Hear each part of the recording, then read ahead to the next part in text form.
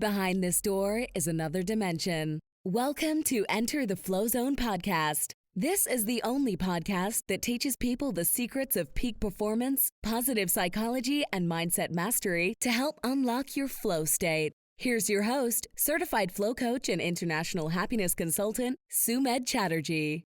Welcome back to another episode of Enter the Flozone. My friends, I have an incredible surprise for you. Stay tuned. I hope you guys are having an incredible day wherever it is that you're tuning in from, whether that's Madagascar or just in the middle of nowhere in Arkansas. It doesn't really matter, but what we really want is to spread that really good vibe, that positivity.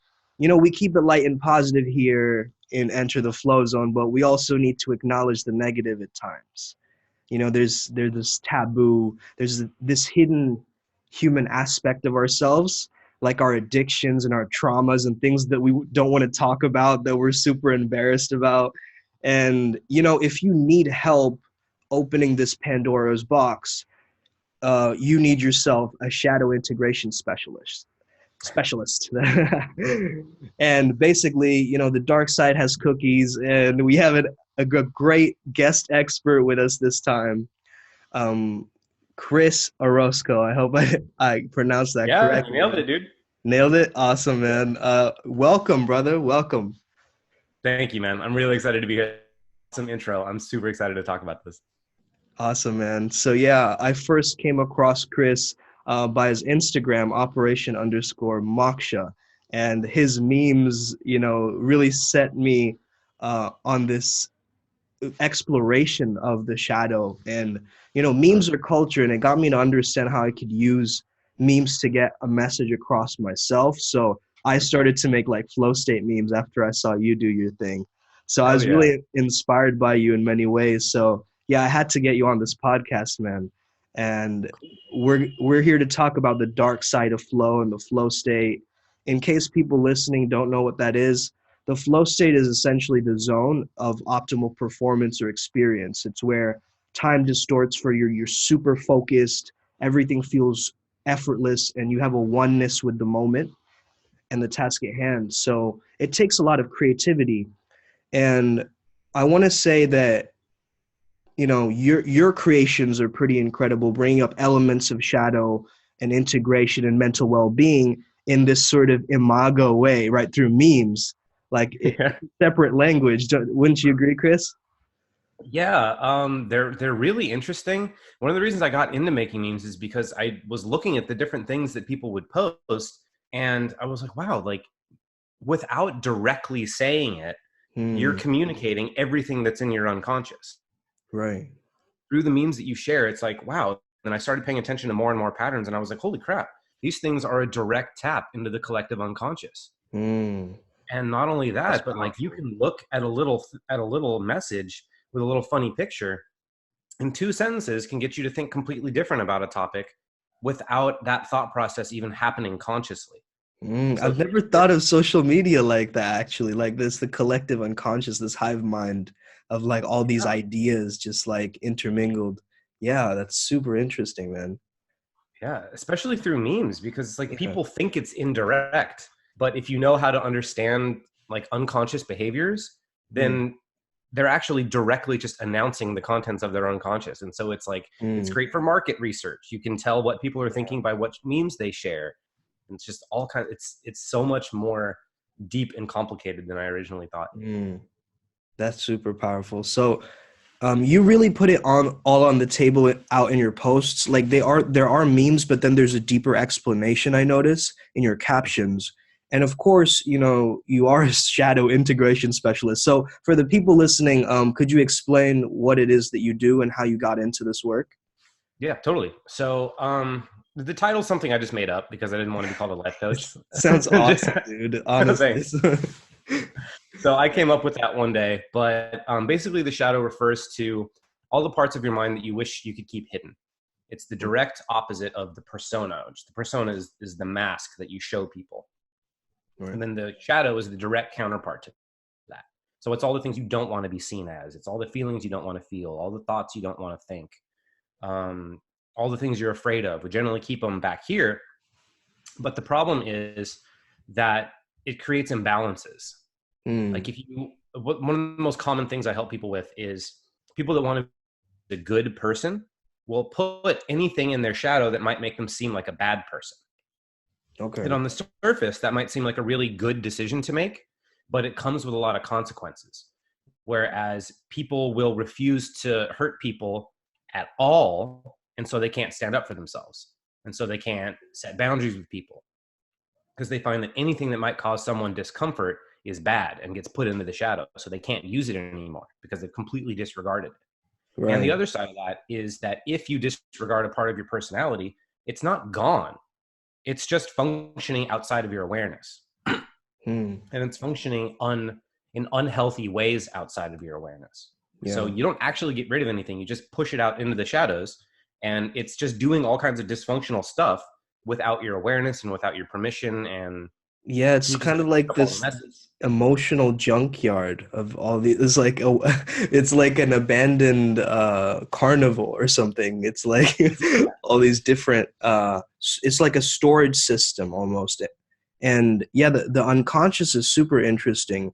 And coming back to you really putting it all out in your posts, I wanted to ask you primarily about, you know, your authenticity and your journey in terms of that. Thanks. Like, what made you decide to be specifically an expert in this arena in terms of the shadow? Do you have a story that has shaped you in a specific way that has gotten you to that Totally. point?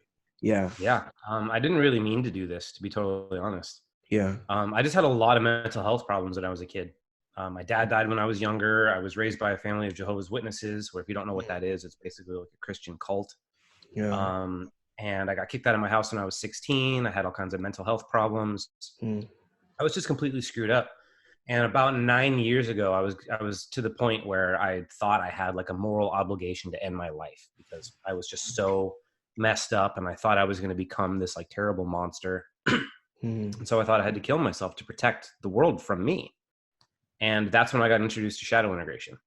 I got introduced specifically to the concept that I'm not just one thing, that I'm different parts, and those parts vary in degrees of health depending on how well I take care of them. Mm. So when I heard that, it changed everything for me. And so I was like, okay, all these things that I think are making me become a monster are just parts of me that I have been neglecting. And so Yeah. I dedicated everything I had to learning how to take care of these different parts of myself. And then within a very short amount of time, my life completely transformed. Within 2 years, suddenly I not only felt safe in my mind and in my body again for possibly the first time ever, but my thoughts were a source of inspiration rather than a source of pain. And I was Mm. like, what the hell? Like, this is all natural. I'm not Yeah. trying anymore. Like, my thoughts are just positive and they just make me feel good now. Mm. And then I looked around in my community that I used to really look up to. Now suddenly they look to me for leadership. Mm. And all that happened in 2 years. So I was like, wow, okay, like maybe I could help other people do what I did. Mm. And so I just got to it immediately. As soon as I realized I was good enough to have, as soon as I realized I was healthy enough to have something to offer other people, I just went all in. That's awesome, man. That's an incredible story. Thank you so much for, sharing that with the audience, and hopefully some people listening can resonate to that story, and definitely reach out to you because, there's a lot of suffering in this day and age, and people just need to be seen, felt, heard, acknowledged, sometimes validated, sometimes, definitely, you know, being in this kind of space. Is it difficult to be 100% transparent at all times? Like, let me know your opinion on um, sort of like complete authenticity and balancing that with, I guess, relevance. I guess. Yeah. Yeah, cool. That's a good one. So authenticity is one of my highest values. It is Yeah. my highest value. There's nothing more important to me than being authentic Yeah. because I want to live a life that's right for me. And if I'm hiding any part of myself, then that's going to show up in my life. My Mm. relationships won't be all that healthy. My business won't be very fulfilling. Yeah. All these things will suffer if I start hiding. And so I can't afford that. Yeah. And when it comes to relevancy, that's really important because I do have to integrate my authenticity into my value system and the point of what I'm doing. Like I could share all kinds of irrelevant things all the time, but when it comes down to it, like when it comes to social media and stuff, is like I have a mission that I'm trying to accomplish. Right. And when I'm about to say something, I think, does this support my mission? Does this support my mission in the way that I want it to? Is it up to my standards? Is it clear? Do I feel this is truly educational? And then if it is, then I'll release it.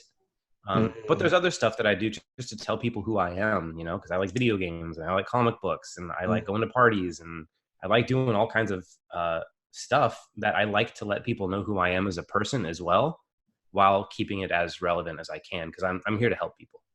Yeah, that's awesome. And you can definitely tell a story using your captions and really, engage people in that way. And yeah, a lot of your posts are awesome. They have a very quirky element to them because they're using the actual humor of the image, but then you're also really like, you're putting your heart and soul into that post. Like I can feel that, man. So Thank you. I appreciate that. Yeah, I've always been like this. I used to have a blog on my MySpace page when I was in 8th grade. And it was exactly the same stuff. I've been doing this since I was in like 8th grade. Yeah. That's cool. That's awesome. That shows that level of mastery for sure. So let's talk a little bit about, the shadow in terms of the flow state.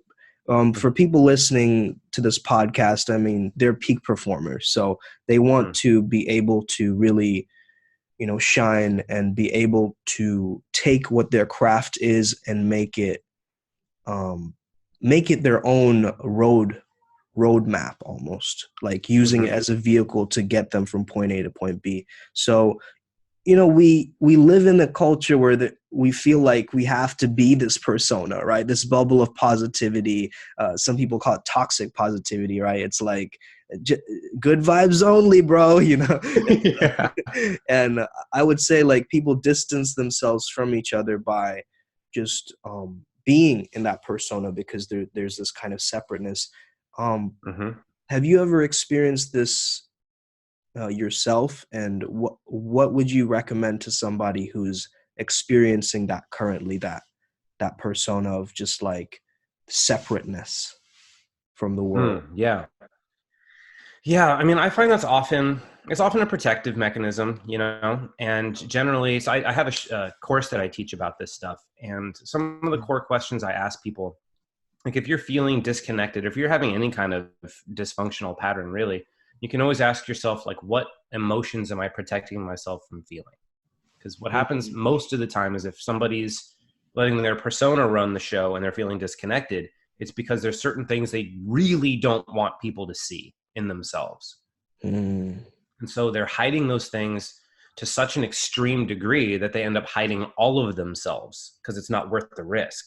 And so the way to cut straight through that is to figure out exactly what it is you don't want people to see, and then get comfortable with it, and then let people see it. And the more you can let people see either like your weak side or the side of you that doesn't have everything all put together, or maybe whatever it is that you personally want to hide, the more comfortable you can get letting other people see that, then the more comfortable you'll be with yourself, and in turn with other people, and you won't have a reason to feel separate anymore. Yeah, it's very empowering of a feeling because you're exposing it to light, and then as you're exposing it, it's like it doesn't have power over you anymore. Yeah, exactly. Which is so interesting about the work that I do is that when you find the emotion that's holding whatever the pattern is in place, and you just get comfortable with it, the pattern falls away naturally because it just doesn't have a reason to exist anymore. Right. Absolutely, man. So have you noticed if there's certain patterns, let's say, that are holding somebody back from their authentic self? Let's say it's their flow state, right? Let's say that, like, as an example, someone who really loves playing the guitar, right? They're not doing it for like an external reason. It's an intrinsic type of feeling, right? So it's scientists would say it was autotelic, like it's a reward by itself. So what could people do to almost sustain that flow state? And what are a few things that you've noticed within yourself that Mhm. get you into the flow, and how do you sustain it Mm. much more Yeah. long term, right? Yeah. Yeah, that's an awesome question. For me, it's about staying connected to my values. Mm, When I'm staying connected to my values and what I'm committed to, right. I can drop into flow whenever I want. Like most of my captions that I write and most of the memes that I make, like I don't put really all that much thought into them. Mm, I just think like, okay, where am I coming from? What is important for me to say? What is important for me to do? And I do this coaching. Like I have a class that I teach that goes for 2 hours, and I teach it Mondays and Thursdays. And those 2 hours fly by for me because I'm in flow state the entire time. And so yeah. I'm constantly connected with what I'm intending to accomplish and how important that is to me. And Intention. Nice. yeah, exactly. And Mm, so when it's like I step on a call for 2 hours, and even if I'm not having a good day, it's like these people trust me. These people came to me. These people mm, are depending on me to facilitate a type of work that you can't really get anywhere else in the world. And my reputation is at stake, and mm, the impact that I want to make at the world is on stake. So it's like, okay, cool. That just drops me in. And it's like, mm. I got stuff to do. Yeah, it's like But it's go time, right? You're just exactly. there, yeah. But the dark side to that is Mm, that it's so easy for people to get connected to the urgency and the importance of what they're doing. And in oh, turn, that creates a lot of pressure. right. And if you are the type of person that experiences pressure when you're put up with importance and urgency, then that can completely rob you of the flow state. So Yeah. you also have to be okay with failing and doing it Mm. wrong and being imperfect. Because if you're so Yeah. focused on being perfect, you can't be in flow. Right. And I almost feel like we live in a culture that almost promulgates this idea of like never give up, never give in. Yeah, yeah, yeah. Winners, winners never quit. It's like, but bro, like winners quit for the types of things that they want to quit. You know what I mean? Like I'm sure some winner has given up some bad habit, right? They've quit that Mhm. habit. So it doesn't make sense to say winners don't quit. So yeah, I completely resonate with that aspect.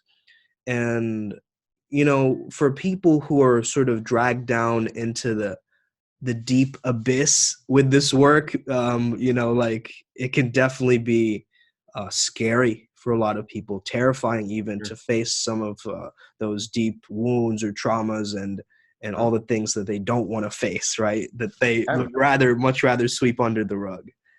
yeah, So so what would you say would be a sort of baseline for people to get into this work? Do you think that people need a sort of a healthy baseline before they do shadow work? Because I know it's not for everybody, right? Like you want to be at a healthy place mentally before you can tackle some heavy topics like that. Um, yeah, do you want to speak a little bit about that and the dangerous world of shadows? totally. Yeah. Yeah. So the real danger that I've experienced is destabilization. Like Mm, your whole life can get destabilized. If you bite off more than you can chew, so to speak, okay. then you're just like stuck in a trauma response for like however many days. And Mm, then like you got to do the work of processing that and mm, working through it. And then you start to get your like mental and emotional mobility back. And then you can like get back to your life. And that can happen. And so I recommend just going slow. Like your mind already has safeguards in it. Like mm, your mind doesn't want to show you more than you can handle. You can override those and you can be like, no, show me more, show me more. And you'll get what you asked for, but you won't like it. And right. so Carl Jung has this really great quote that says, beware of unearned wisdom. Mm. And so to me, that says, first of all, it says a lot of different things. You know what But that reminds me of? That reminds me of like someone called this yoga method a fast track to enlightenment, and I was like, Mhm. bro, there's no fast track. You know what I mean? It's not like like what do you mean? Right? Exactly. So And so that's one of the things when it comes yeah. to shadow work is you really have to pace yourself. Mm, Like because in the very beginning, you'll only get moments. mm, You'd be like, okay, like I looked at this thing for just a moment longer than I normally do. And then you have to let that be a win and you have to let it go for that period of time. And then you'll get another moment and you'd be like, okay, sweet. And then that moment stretches out to seconds, and then seconds become minutes and mm, minutes become hours. And then now my nightly practice consists of me going in there and doing work for like hours every night. And so you just slowly build a tolerance and slowly build capacity, because I was not healthy at all when I started doing this. I was a complete wreck, and I couldn't afford therapy.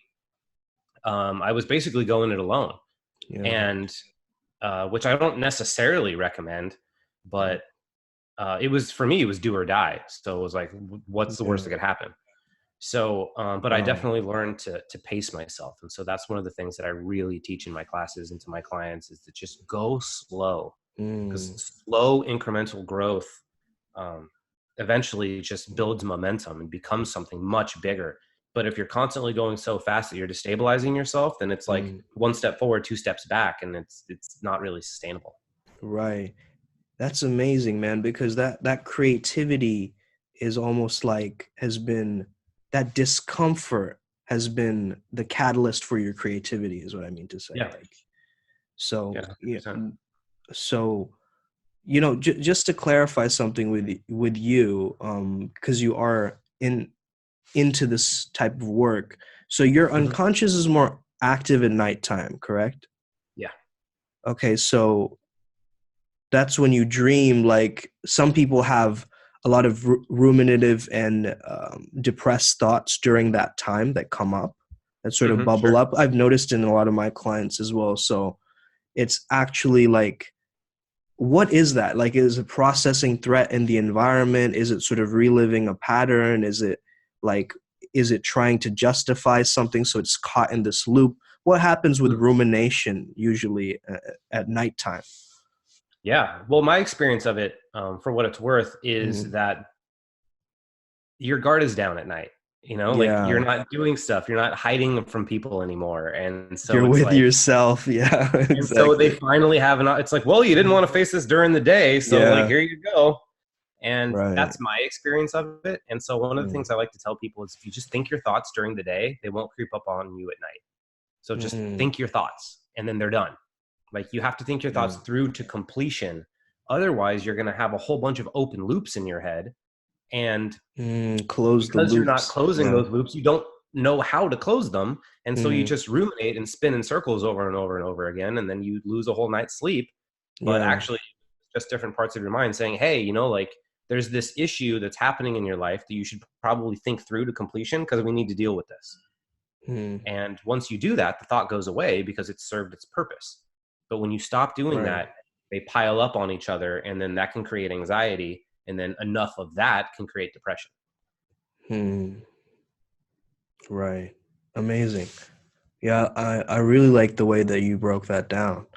So the Taoists believe in the yin yang symbol, right? So that they believe that that's a symbol for being, which is very interesting. And so that's not the same as like objective reality, right? It's what people are experiencing. So it's like yin yang, I am this conscious creature, right? Elements of chaos and order, dark and light. And so chaos can turn into order at any moment, right? And give rise to a new structure. So that's like a revolution in some sense as well. It is, man. That's one of the things that I try to teach people, is that, because I break these concepts into masculine and feminine, yin and yang. Yeah. To me, it's like, feminine it's the muse from Greek mythology. And then like the masculine side is just the thing that gives that idea and inspiration form.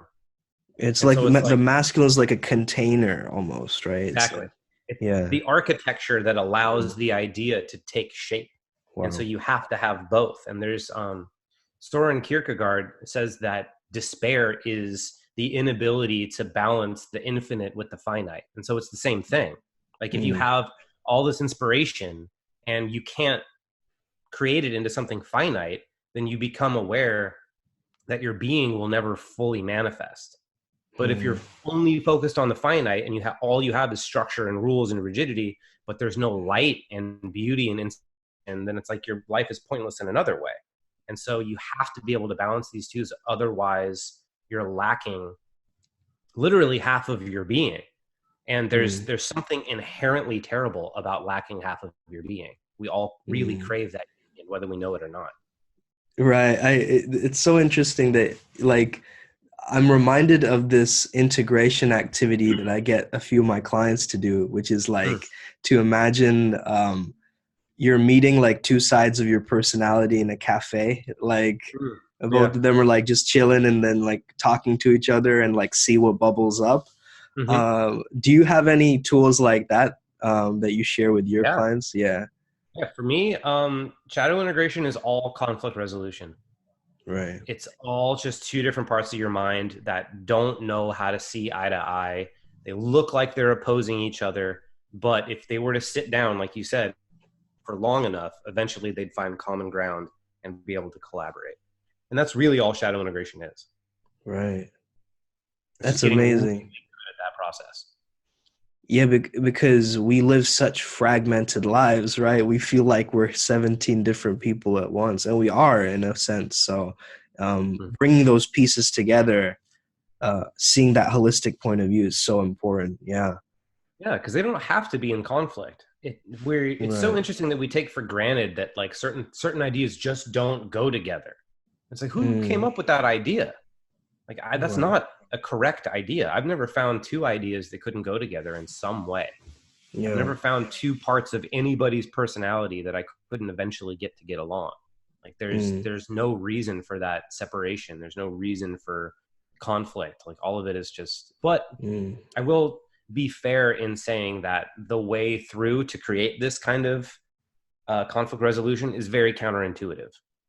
It mm. doesn't make any sense. It's a lot of the stuff that you think is the worst thing you would ever do is a lot of times actually the best thing you should do, which is Right. very confusing. So Yeah, absolutely. I understand it not making sense to a lot of people. Because when I first heard about shadow integration, I was like, I thought I had this like demon monster inside of me. And then people were like, oh, you just have to like make peace with it and like help it find a place in your life. And I'm like, are you kidding me? That's the dumbest thing I've ever heard. Like I'm not doing Mm. that. But then through doing it, I found that it was true. It's And like all the how to part of train me, your the dragon. exactly. Exactly. It sounds like Yeah, a yeah. stupid idea, but when you do it, you realize how incredibly smart it is. Yeah. Right. Yeah, to me it sounds like an animated show. It's like like Hmm. this bizarre concept of your shadow being this actual, you know, personification. So, Well, there is um actually like, have you ever heard of the anime show Naruto? right, yeah. There Yeah, I actually have. is that in that show. That's a main concept of the Mm, show. This right. kid He has a becomes demon like a inside of him. fox or something, right? Or Yeah, but then yeah. literally, it's in the show that the moment he learns the fox demon's name Mm. is when the fox demon finally feels respected, and then he lends him his power, and they merge, and they become like the most powerful guy of all time. So it's literally a shadow integration metaphor. Wow. And wait a minute. No way, bro. Like, I just, Yeah. this is clicking for me right now as well, is that he had those shadow clones, right? I'm Yeah. just thinking about this now. So That's it's the wild. metaphor is one to one, man. And so once you Yeah. start seeing these themes, you start noticing them everywhere because they're Yeah. archetypal themes that people are talking about, whether or not they know it. Hmm. Yeah. That's super interesting that you work with yin and yang as well, because Mhm. yeah, the Tao is like the path, right? And they say that's the line between the two. So it's like, I guess, like in between duality, I guess you could say. It's almost Mhm. like this next step into the unknown, right? This kind of, you're engaged in the moment. It's what Vygotsky calls like the zone of proximal development, right? It's like this, anything keeping you on the edge of attention. Mhm. And um yeah, that's kind of similar to the flow state in the sense, because the flow state is um alpha theta bridge, right? It's like right between the threshold of consciousness and unconsciousness. Mhm. So yeah, it's super interesting because when people are in this state, their prefrontal cortex completely shuts down or slows down. And Mhm. so it's like the inner critic gone offline, like Yep. immediately, right? So it's like that inner chatter isn't annoying you anymore. Your shadow's sort of just like on mute a little bit, Mhm. And And I get that when I'm like, you know, trying freestyle rapping, or I go for a jog, or I, you know, Yeah. I doodle in the corner or something, that I feel that sense of that flow state coming up again and again. And I think shadow integration is a huge aspect of getting you more into that flow state. Because if you don't deal with those inner demons, they're gonna not be transmuted into anything. They're just gonna be Yeah, totally. this like pile of nonsense sabotaging you.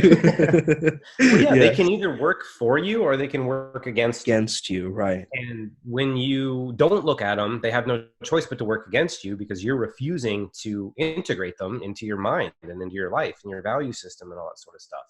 But Mm, once you do integrate them and you say, okay, like you're acting really crazy and I want to figure out what that's all about so I can find a better way for you to meet this need and accomplish this goal, mm, then suddenly it becomes a part of you and you can integrate it into your values and into your goals and into your whole way of being. And so like mm, instead of having a distraction that would take you out of flow, you have something else that's pushing you further into it. Like you literally flip it mm. on its axis and it goes from like yanking your attention away to helping you dive directly in. Right. I'm almost reminded of when, like, have you ever watched a movie and like you pause the movie, or you get like in the midway of the movie and you're sort of just like, this movie is not too weird, but it's just Mm. weird enough. You Mm-hmm. know, it's I like do know it's exactly what you're talking about. and so you're kind of curious, and you're in that quasi comprehensible state, you know, it's like, Yeah. and that really keeps you going. It keeps your engagement going, that kind of mystery almost. um it's the same with reading, it's the same with anything that we consume that Mhm. becomes a part of that um subconscious mind. Yeah, which is a really big part of flow where it's like you can't be leaning too far outside of your comfort zone because like it's like Yeah, too weird, right? If it's too weird, then you're just going to be yeah, thinking about how weird it is. yeah. But if it's not weird enough, It's then like, you're oh, going to be turn like, it off. yeah, Yeah, exactly. yeah. But if it's not weird enough, then you're going to be like, okay, I've seen this before. Who really cares? And it's the Right. same thing with being in a flow state. If you lean too far outside of your comfort zone, then Mm, you have to like think too much and try and comprehend what you're doing and getting it right. But mm, if you're not doing it enough, then you'll get bored and suddenly be leaning just far enough outside of your mm. comfort zone to keep it Yeah. interesting, but not so far that you lose your ability to actually hang. Right. It's almost like you want to stay in the stretch zone, but not be in the panic zone, right? You don't want to Totally. suddenly go to like Jamaica tomorrow and like just make a random plan like that. It would be like, kind of scary to do that, right? So, in the sense, yeah, it's almost like you want to build up to it, right? Build up to the trip Mm-hmm. and like plan it in advance or something. And so that's something that you're looking forward to. And I think like I don't know who said this, but you know, happiness is the consciousness of growth. And if you're just looking towards something, it Mm-hmm. generally makes you pretty happy because you're expecting that dopamine and you're enjoying the process. And Mm-hmm. so yeah, that's a really interesting way of understanding like long-term happiness as this looking forward to something, this Mm-hmm. vision, right? And um, do you at all use any visualizations with your clients? What could you give us a few examples of that? Like, Absolutely. Yeah, yeah, well, I literally just taught this lesson in my class yesterday, awesome. where what I do is I help people come up with a vision that is right because vision is interesting because people come up with visions for their life all the time that they never fulfill on. And Right. so it's like, well, why is that? Like, it can't just be the emotions. It's like, well, generally people are pretty bad at making visions. And it's like, why is that? Mm, And it's like, because people make visions based on what they think they're supposed to want or what somebody told them to want or what they think it's good to want or all these sort of things. And mm, they're not really honest with themselves about what they actually do want. And so in my course, I help people get really clear on what they do want so that the mm, vision is so naturally enticing that it makes you want to face your fears in service of it and that it naturally starts to organize your life around this vision.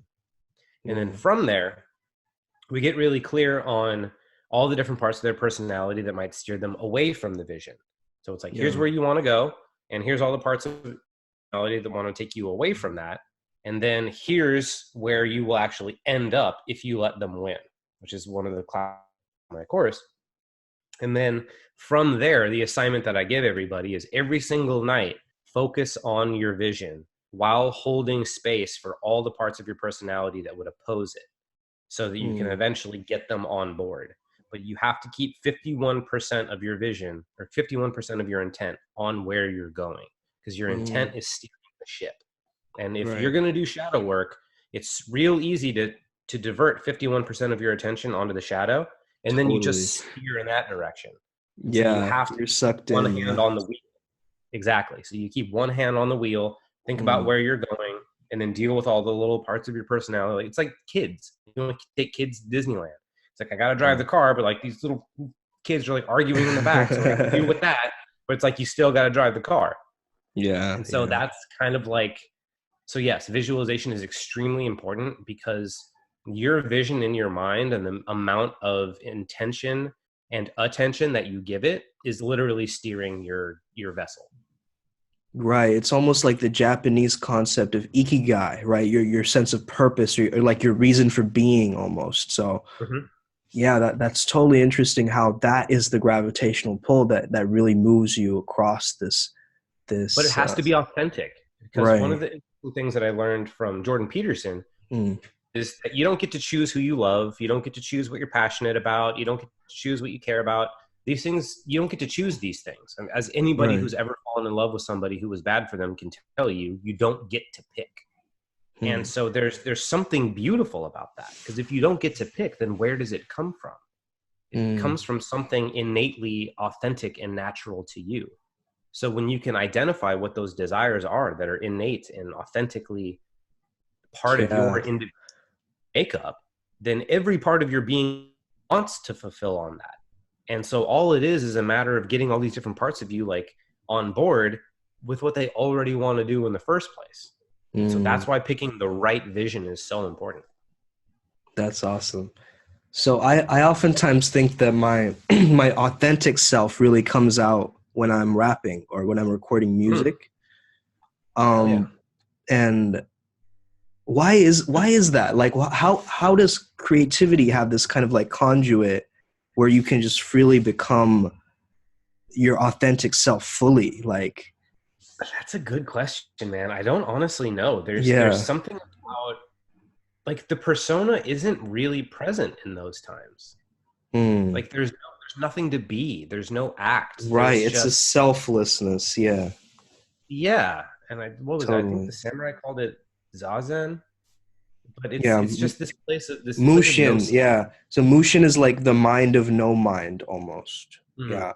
And zazen is I think that's like beginner's mind. Okay. Yeah, I think you're right.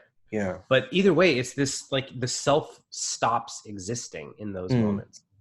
Yeah. And I think that's really the key to it, is there's nothing that's trying to make something anything other than what it is. Everything is simply allowed to be what it is. And the more integrated you are, the more access you'll have to that space. Yeah. So I really want to point out that, a lot of the spiritual communities claim like kill your ego, and like and I'm like, how do you kill that? Like that's not possible. And why would you want to? And why would you want to, right? And so could you explain for the people listening like this kind of misconception about the ego? Like, could you really give people like your understanding of it and what it really means? Yeah. And this is just my opinion.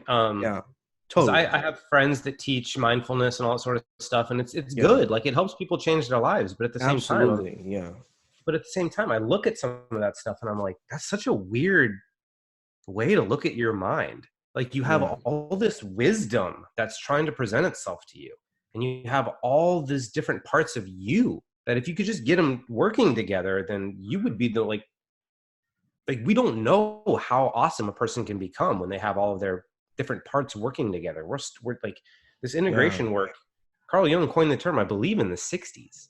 So like, we've only been doing this work at a collective level for a very short amount of time. Yeah. So we don't know the upper limits to it. And so when I hear people only like ignoring their ego, so to speak, it's like, whoa, like you're just leaving money on the table. You're leaving this gold fortune and you're just ignoring it for what? Like, what do you, I personally can't wrap my head around why anybody would want to do that, because there's so much wisdom and there's so much richness, and the amount of, or the relationship that you can form with yourself can be so intimate and so trusting and so loving and so caring and just so wonderful, that to take this approach of either at like the very peaceful end of just ignoring the ego, so to speak, so that you can go about your business. To me, that seems like a waste. But on the really sad end is the like kill your ego. But it's like, what a really sadly destructive view of yourself. Yeah, destructive. Exactly. Right. Yeah. And it's like, it's this like violent imagery. Like, exactly. Yeah. I couldn't imagine holding, I mean, I could, because I've done it in the past, but with what I know now, I couldn't imagine consciously choosing. And we're back, guys. We got cut off for a second there because technology is a biatch, but we're back. And we're going to talk about the ego. And the ego is almost like this cherry on the cake. It's not the whole cake for sure, right? It's like the pro is it wants to protect you. Con is it wants to protect you. Familiarity. Perfectly said. Right? So yeah, my business coach always used to tell me, I don't know where he's got it from, probably from somewhere, but he said, your ego is not your amigo. And I can see why he says that. But also it's like you want to be a facilitator of your persona, if that makes sense. Like yeah. So what would you say for people who are struggling with that? What are a few things that they can immediately sort of, for me, make people like, less, I guess what people mix up in terms of the kill your ego thing is they think it's about egotism, right? Egotistical. Yeah. So yeah. Yeah, it's very interesting. I haven't really, I haven't heard too many views on the ego that I actually like. Right. You know, because like just that concept that the ego is not my amigo, it's like, well, yeah, it is. It's actually one of my best friends. It's how it's a part of me. Like we were talking about before we got cut off, about the distinction between like this idea of killing your ego and how it's taking a violent approach to a part of your own mind that I don't think can really yield really that many positive benefits. Because like when I tried to kill my ego, so to speak, all I did was make it stronger. Because that's what happens. Nobody likes to be held down. And so when we kill our ego, a lot of times it can lead to a lot of suppression and a lot of repression. And all repression does is it creates, instead of doing conflict resolution, it's pouring fire on the internal conflict. You can't be heard. I don't want to listen to you. And it's like, oh, but I have wisdom to share with you. And it's like, nope, sorry, not going to listen to it. And so they keep doing this back and forth thing that if you let that keep going long enough, it can eventually consume your entire world with that conflict, which is what happened to me. And so I think a more accurate way to describe it is that if you treat your ego like a friend, it will be a friend. And if you treat it like an enemy, it will be an enemy. And also something to be said about the idea of over-identifying with your identity. And I think that's what people are really trying to cut through. Yeah. Is somebody who practices integration, I don't identify. Someone who's super respected, like Ryan Holiday, right? He even, sorry for cutting you off. I think we have a time. But yeah, I was saying like, even he has a book called Ego is the Enemy. And like, yeah, I don't understand. Like maybe it's something to do with stoicism or, but you know, it's just. I don't know, man. I think it's just the over-identification with it, because it's like we all know what somebody who over-identifies with their ego looks like. They're full of themselves. They're arrogant. They can't take criticism. All those sort of things come with being an egocentric person. You don't want to be an egocentric person. And so for me, it's like I don't identify with the different parts of myself or the different elements of my ego. I identify as the person who takes care of them and integrates them. Right. Like for instance, me as a rapper, like sometimes there's that braggadocio kind of nature in rap. And I kind of like make a parody or a spoof of it in a sense where I'm very aware of what I'm doing. but it's all an act. And my rap name itself is Scripts, so it's like Nice. this whole act, right? And I think people need to learn to enjoy life more and like just play, be able to play Yeah, with life. totally. And like I use my ego all the time. Like one of my coaches calls it, he says I have playful bravado. Because Yeah. when I'm coaching, like I'd be like, I already know what the thing is, and it's just like we have to go do the work to find it. Know what And you mean. some people they'll laugh because they'll be like, wow, you just dig into the thing because you know exactly what you're looking for. And it's like, well, yeah, I do know exactly what I'm looking for. And that could be that could be considered an egotistical way of doing things. But for me, it's just like, I'm happy to be wrong. I don't care if I'm wrong. I'm not attached to being right. But because I'm so willing to be wrong, I know when I am and I know when I'm not. And so it allows me to own when I am. Yeah, I really like the fact that you really imprint on your values and your principles, because you got to stand for some things, but then you have to know what you don't stand for as well, right? 100%. So, Yeah, you cannot respect yourself if you live outside of your own values. You just cannot right. do it. Yeah. And you were talking a little bit about this concept of in your Instagram story recently, like today, I think yesterday, or time difference, but you were talking about the Peter Pan syndrome and like the structure versus freedom concept. So could you break down that concept for the people listening? And yeah, how does that apply into fragmentation in any way?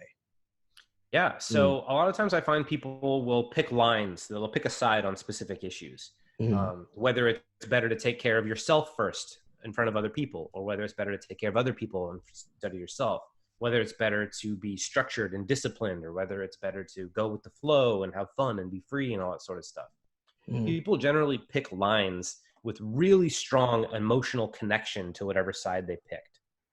And when they pick a side with a strong emotional connection, they completely cut off their connection to the other side. And so if you're That's somebody exactly that's the highly dark rigid, side of flow as well. Yeah. exactly. And so if you're highly identified with the rigidity of it, then you're not going to have that much fun in your life, and your life's going to feel dull and boring and all that sort of stuff. But if you over-identify with the fun and the play, then you'll have this arrested development Peter Pan syndrome, which constantly has you playing and having a good time and being the fun one at the party and all that sort of stuff. But you can't accomplish anything meaningful to save your fucking life. And so that's what happens to a lot of people. And so for me, what I try to help people do is like, okay, like whatever side you've identified with, you see a threat in the other side. So let's figure out what this threat you think you see is and dismantle that threat so you can start to have access to this different part of your personality. The structure is meant to support you. Yeah. Yeah. And freedom is supposed to make the discipline seem worth it. And so it's like they're supposed to be two sides of the same coin, but people generally tend to pick a side, and that's not really necessary. What do you feel is the cause of all these syndromes, and like the imposter syndrome being another one of them? Man, imposter syndrome is it shouldn't exist. It really shouldn't, because we're not going back to values. Is I coach entrepreneurs, and this comes up a lot. So much. Yeah, it's insane. But people don't ever consider whether or not what they're doing is in alignment with their values. 9 times out of 10, if you're a business owner and you're feeling imposter syndrome, it's either because you're doing something that's too high above your skill level or too low below your skill level, or you're doing something at the right skill level, but in a way that's out of alignment with your values. And so you feel like a fraud because you're being a fraud. You're not being authentically aligned with who you are. You're not telling the truth about like, hey, the way that we do sales, your thoughts, words, feels unethical to me. Your thoughts, words, and actions are completely misaligned in that sense, and that it's just a reminder that get the ball rolling back to authenticity again. Yeah. Exactly. Some part of you is being inauthentic, and so that's why you feel authentic. Like it's very it's a wonderful. Yeah, it's a paradox. I love that. So one last thing that I want to leave with is tell people a little bit about how they can identify the things that trigger them and how they can really be able to destabilize a trigger in the moment.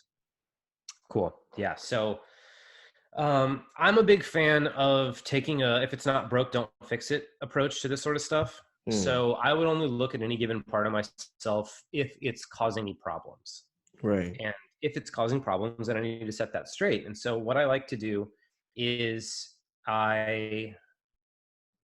first of all, it's just listening is most of it, man. Like if you Mm. can understand that whatever dysfunctional part of your personality that you're trying to form a relationship with, like let's say you're a business owner and you want to go do stuff, but you're constantly like checking your phone on Instagram and like just scrolling forever. Mm. It's like you got to own that some part of you would rather do that than what the thing that you really want to be doing. That your priorities are actually pushing you towards looking at your phone. It's like, okay, cool. I've created a program that tells me to ignore the things that I care the most about Yeah. and pay attention to this thing that really doesn't do anything for me. Cool. Right. So you've So like installed the distraction computer code in your exactly. programming. And so you just keep distracting yourself in this loop to fulfill that code. Yeah. Exactly. I And so get for me, I would say, all right, I'm not actually distracting myself from my work. I'm distracting myself from the way I feel about my work. Mm. And so, okay, what is it about my work or the thing, whatever it is that I'm avoiding? What is it about that occurs to me as something worth avoiding? And then when you dig into that and start asking yourself those questions, you'll be like, okay, I'm actually afraid of failure, or I'm afraid of succeeding because I don't think I can actually handle the success, or I don't know enough, or Mm. blah, blah, blah. You'll find actually really good reasons Yeah. to be What avoiding what if you're what avoiding. if everything goes well? What will I do then? You know? Exactly. Yeah. And so you'll Totally. hear these concerns and they'll actually be good concerns. Mm. Like I was giving a talk at a festival last year, and it was a talk that it was about life purpose, and I've talked about it for 7 years. I can talk about it in my sleep. But for some reason, I had this thing in my head being like, "You're the worst speaker in the world. They should have got someone else. Like, you're just terrible. Like, just go home, kid. You're terrible." And I was like, Do you have a "Wow, name what for do you have a name for your inner critic, by the way? Like, do you call it something or? I don't actually. Yeah. But I do have a really personal relationship with it where I Yeah. was just like, okay, dude, what's up? Why are you telling me these things? You must have a good reason. Let's get to the bottom of it. And then through I call listening, mine I I call got mine Zoinks, like from Scooby-Doo. that's great. Yeah. So through listening to it, I got 3 really solid insights. First insight was you're just parroting your own YouTube videos from the last 7 years. You're not speaking from the heart. It's like, Mm. cool. Yeah, that doesn't meet my standards. I don't feel good about that. Second one was you're not speaking with the audience in mind. I was like, oh, that's good to know. And then the third one was you don't actually have a clear intention for what you want to accomplish in this talk. And so it sounded like this inner critic telling me that I'm just terrible, but actually it had really good reasons for telling me that. And once I listened to those reasons and I acted in alignment with them, that Mm. fear and that stuff went away. And suddenly I was able to be excited about giving the talk rather than afraid of it. And so that's what I Mm. recommend doing for anybody that wants to get into this stuff is like, if you're avoiding something, like whatever it is you're doing, no matter how dysfunctional it might seem, you probably have a good reason for doing it. Even if that Mm. reason doesn't make all that much sense, if you dig down to the bottom, you'll find that all you really want to do is feel safe. And all you really want to do is make sure that you're doing things in a way that feels good to you, and up to your own standards. And it's just your conscience. Which is why I Mm. have a really hard time with this no ego thing, because your Yeah. ego also contains your conscience. And if you don't listen to your conscience, then it's like, I don't know what's steering you at that point. And Mm. so that's what shadow integration is to a large degree. It's just being in alignment with your conscience. Awesome, man. This was an incredible talk. Thank you so much for sharing so deeply with the audience. How can people get in touch with you, man, if they're interested in this work? Cool. Thank you, man. Yeah, I had a lot of fun on this call too. Yeah. So I do most of my stuff through social media. So you can find me on Instagram at Operation _ Moksha, MOKSHA. You can find me on Facebook. Also Operation Moksha on YouTube. That's where I've got like 7 years of videos that I've made on my YouTube page. Mm. Which is funny to scroll back and see the very first ones. Yeah. It's It's interesting. always fun. Yeah. Yeah. So Instagram, YouTube, Facebook, you can find me at Chris Orozco. And that's it. I'll be having a website up relatively soon where I'm going to be launching programs off of and all that sort of stuff. But for now, I'm just kind of like keeping it low key on social media. Awesome, man. Well, thank you so much for being a part of this amazing flow awakening journey. And I hope that you have an incredible rest of your day, and may the flow be with you, my friend. Thank you, homie. I really appreciate that. This is an awesome conversation. Thank you so much for having me on. Awesome, man. Peace out. All right. See you, buddy. If you enjoyed this Flow Awakening episode, be sure to leave us a review on Apple Podcasts and follow at Flozone Academy on Instagram. That's at FLOZONEACADEMY. May the flow be with you and stay legendary. Until next time, Flomies.